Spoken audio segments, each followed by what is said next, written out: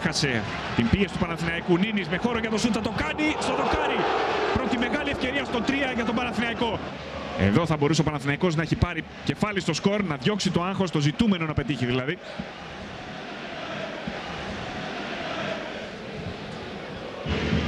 Εκτέλεση στο πρώτο δοκάρι, κεφαλιά από τον Ντοντό στα δίχτυα.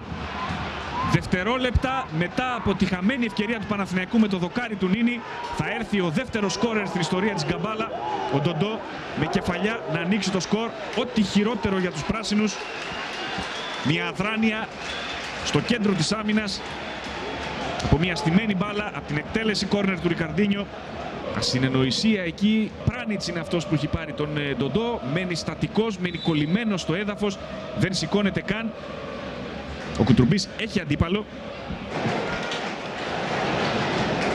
Μια κεφαλιά από τον Πράνιτς, πήγε να κρεμάσει τον Μπεζοτόσνη. Μείνει στην εκτέλεση αυτού του φάουλου, όχι αφήνει για τον Άνω με το αριστερό με φάλτσο προς την εστία. Κεφαλιά, πέφτει στην γωνία του και απομακρύνει δύσκολα ο Μπεζοτόσνη στην προσπάθεια που έκανε ο Καρέλης. Στη συνέχεια το κόρνερ με το κέρδος για τους πράσινους. Ο Γιάννης Αναστασίου το βλέπουμε άλλο συνέχεια στις τελευταίες φάσεις. Για να δούμε εδώ τη σέντρα του Ζέκα. Καλή είναι για τον Μπέρκ. Πρόλαβε και απομάκρυνε τελευταία στιγμή ο Βερντούμπ. Συνεργάστηκε με τον Πράνιτς. Έγινε και φάουλα, άφησε σωστά ο Κρούζιακ το πλεονέκτημα. Η σέντρα του Καρέλη για τον Μπέρκ με τη μία το σουτ, καταπληκτικό γκολ. Αυτός είναι ο Μάρκους Μπέρκ. Απαραίτητος για αυτόν τον Παναθηναϊκό, μέσα στην περιοχή, το αποδεικνύει για πολλοστή φορά.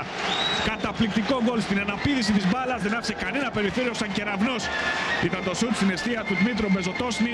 1-1 ο Παναθηναϊκός σε ιδανικό σημείο πριν τελειώσει το ημίχρονο. Στο 34 θα φέρει το παιχνίδι στα ίσια. Και βγάζει ένα μεγάλο μέρος άγχους που έχει αρχίσει να κυριεύει την κερκίδα. Δείτε ξανά, δεν το σκέφτεται καν ο Μπέρκ. Παρά το γεγονός ότι δεν έχει μέτωπο προς την εστία, κοιτάζει πλάγια με το που αναπηδάει μπάλα στο χόρτο. Θα εξαπολύσει ένα απίστευτο σουτ. Ζέκα για τον Νίνη.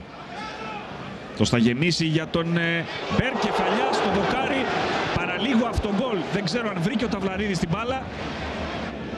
Ζέκα για τον Μπούρμπο, ευκαιρία για μια καλή σέντρα για τον Μπέρκ, κεφαλιά το Σουηδό έξω. Έχει βγει ο Ταυλαρίδης από το κέντρο της άμυνας πλάγια για να μαρκάρει. Και τώρα υπάρχει πρόβλημα στο κέντρο της άμυνας, εκεί που θα πεταχτεί ο Ντοντό και θα στείλει την μπάλα στα δίκτυα. Βγήκε ο Ταυλαρίδης πλάγια, έμεινε χώρος εκεί. Ο Σάντζες δεν μπόρεσε να τον καλύψει. Ήρθε ο Βραζιλιάνος να κάνει ξανά τη ζημιά στον Παναθηναϊκό στο 60. Πάμε πάλι από την αρχή. Και σε αυτό το κομμάτι παρουσιάζει αδυναμία ο Παναθηναϊκός. Πάσα μέσα στην περιοχή για τον Ζέτς. Κι άλλη μια ευκαιρία. Έπεσε ο Στυλ και μάζεψε, γιατί ο πλασέ του Ζέτς δεν ήταν το καλύτερο και πλέον υπάρχουν έντονες αποδοκιμασίες στο γήπεδο. Έχει δίπλα του τον Αντόνοφ. Εκεί θα πάει μπάλα. Ο Αντόνοφ έχει χώρο τώρα και να βγάλει στον Ζέτς και να σουτάρει. Μπορεί, θα βγάλει για τον Ζέτς το σουτ ψηλά. Ποιος θα αναλάβει την εκτέλεση? Ο Νίνης θα πατήσει για τον Άνω. Έχει χώρο για το σουτ, θα το κάνει. Μπάλα θα κοντράρει. Γκολ! 2-2 στο 78. Ο Παναθηναϊκός πιέζει ξανά την Γκαμπάλα. Είναι σε απόσταση αναπνοής από την πρόκριση πλέον του, αρκεί ένα γκολ για να πάει αυτός στην κλήρωση, την αυριανή κλήρωση για τους ομίλους του Europa League.